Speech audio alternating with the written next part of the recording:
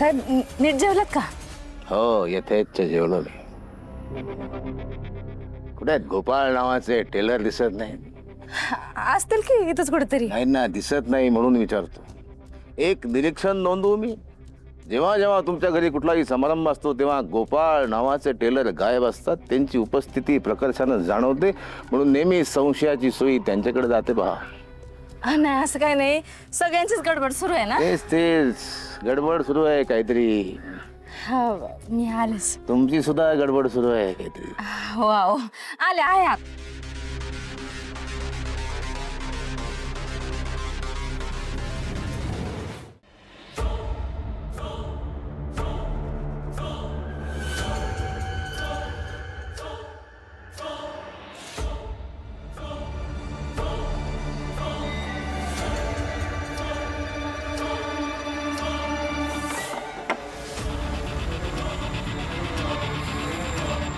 याच्या बॉडीची विल्हेवाट लावली पाहिजे.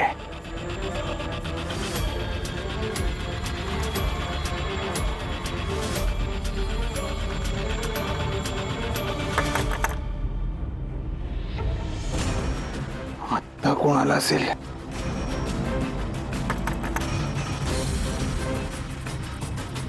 तुम्ही आहात का आतमध्ये?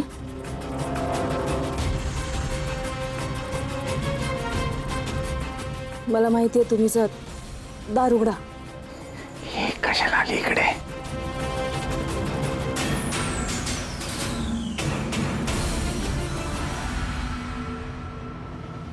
हो तुम्ही इथं काय करताय? हा जर उठला तुम्हाला ओळखलं तर? नाही उठणार त्यो. म्हणजे म्हणजे तो म्हणजे तुम्ही याला मारून टाकलात?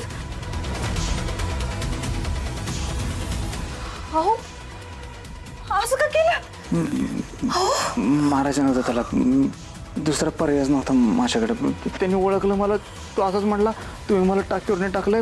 आर्या मॅडम तुझी काय होतं तुमचं सगळं सामकर साहेबांना सांगेन. मी लय घाबरलो.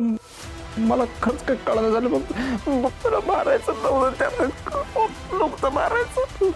आता कुठं सुखी संसाराची स्वप्न बघत होता आपण.